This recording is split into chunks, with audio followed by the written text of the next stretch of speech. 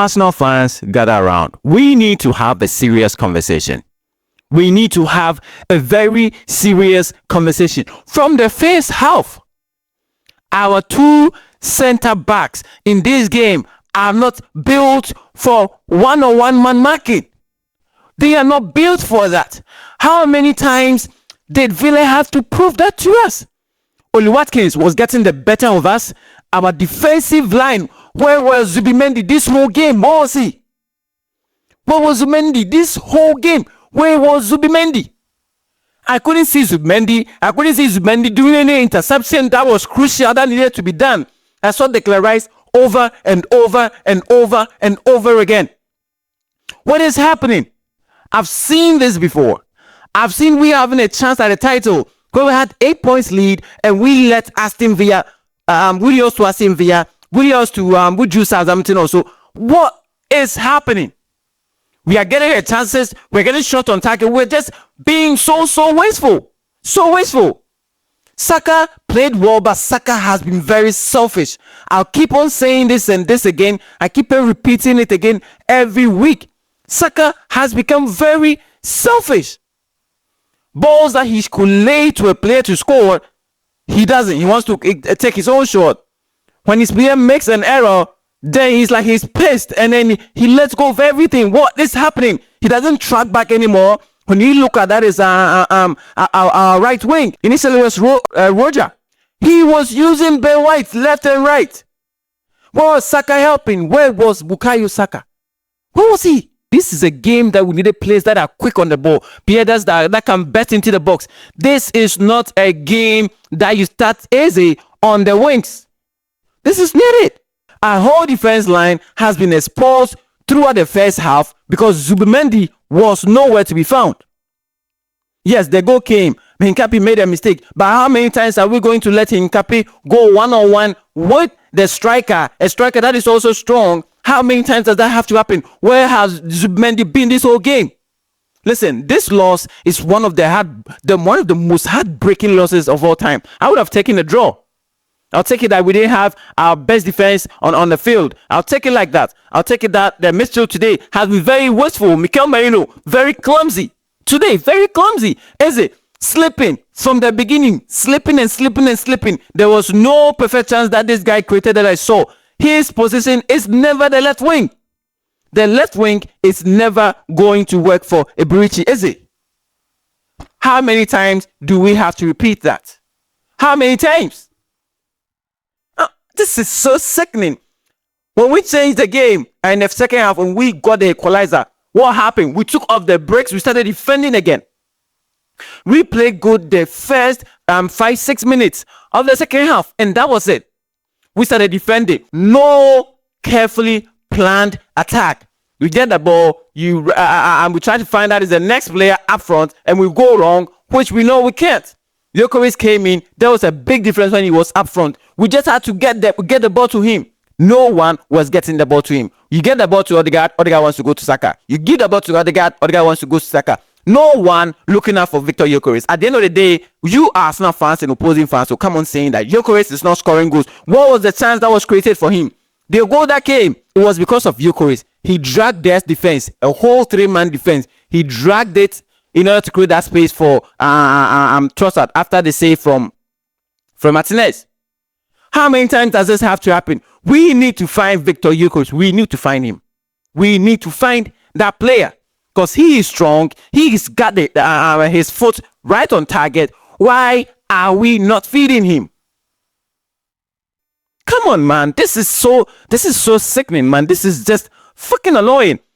I watched this whole game and trust me, we did not deserve the win.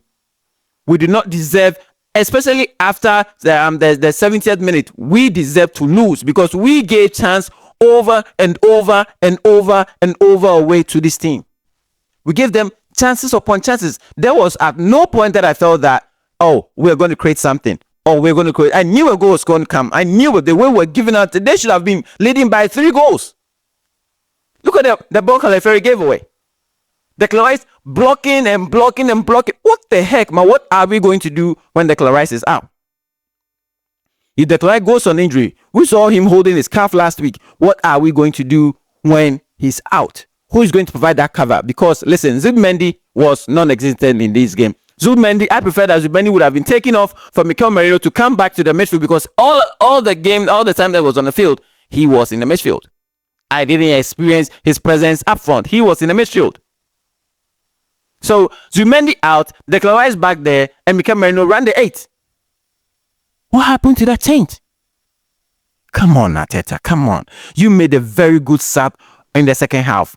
But as soon as they took the break off, you have to shout on them. You have to push them. Our defensive midfield today was absolutely non-existent. The only defensive midfielder I saw in this game was Zubimendi. This is bad. The only defensive midfielder I saw in this game is Declan Rice. Zubimendi, non-existent. Zubimendi, non-existent. Timber, Hincapie, that's the best they can do, man. The cover for them was not there. I'm not going to blame Hincapie. I'm not going to blame Timber, Benjamin White. Today, I didn't see nothing from him. Nothing. He was getting used by Roger. Left, right. He was just getting used. Air balls, you should just clear the ball. He was missing these things. How many times, man? How many times do we have to get these points gap and still keep on losing silly matches? At least a draw would have put us 6 points ahead of City. We lose the next game. We still have 3 points. Now, if City wins, it's just 2 points, man. 2 points. What the hell, man? Is this how you win the league? Is this how the best team, the best squad, is this how you play? Listen, people, if you are new to the channel, this is Kobe Talks Football. Kindly smash that subscribe button. Leave your thoughts down below. This is the uncensored opinion of football fans. So let me know your thoughts in the comment section. Who did you think was at fault today? In my own opinion, Zubimendi, non-existent. I don't blame anyone. Mikel Merino, it was not his game. He can't have his game, in every single match that we play. Today was not his game. Zubimendi has not been active for a couple of games. I don't know who is going to say this. I see it. I don't know if you say it. Let me know in the comment section. But Zubimendi, we have to talk about Zubimendi. We need someone else. We need somebody else that can replace that Zubimendi, because definitely, listen, Thomas Partey was something else in his own world. But Zubimendi, I don't see, man. I don't see those passes that Zubimendi used to put in when he came in. I don't see that anymore. I don't see that one-time pass that he puts in. He's wasteful. Mikel Merino, well, I'm wasteful today. Madueke came in. I thought that ball, that chance that he got, he would have cut back and then crossed. That is what separates the big players, the big names, the superstars from the common players. Because that ball, if it was Saka would have cut back. I'm definitely sure Saka would have cut back and killed the ball.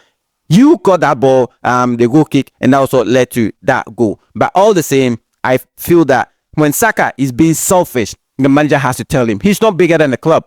He's our boy, but he's not bigger than the club. We should not let him get in his head.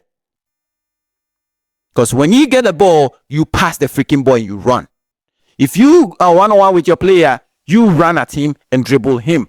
When you have 2 players on you, you don't have to dribble when you have an option. You don't. What the hell, man? Listen, people, if you are new to the channel, smash the subscribe button, leave your thoughts in the comment section. Listen, we cannot win the league if we play like this. We can't. We need Saliba back, man. We need Saliba back. We need a player that can dribble through the midfield. Aston Villa overrun our midfield. Today, Arsenal's midfield was non-existent. The only player that I felt was existing was Declan Rice. Odegaard, not so much. Besides his shot, that ball, Odegaard from 2022-2023 season, the chance that he had, he would have put it away. Not hit the ball straight at Martinez. I don't know what's going on with Odegaard, but he's not it anymore. He's not there anymore. He needs a bit of time, and that is when you can bring in Eze in that position where he can just be in front of the box, in front of the line. That is his favorite position, not on the left wing. Come on, man. It's fantasy here.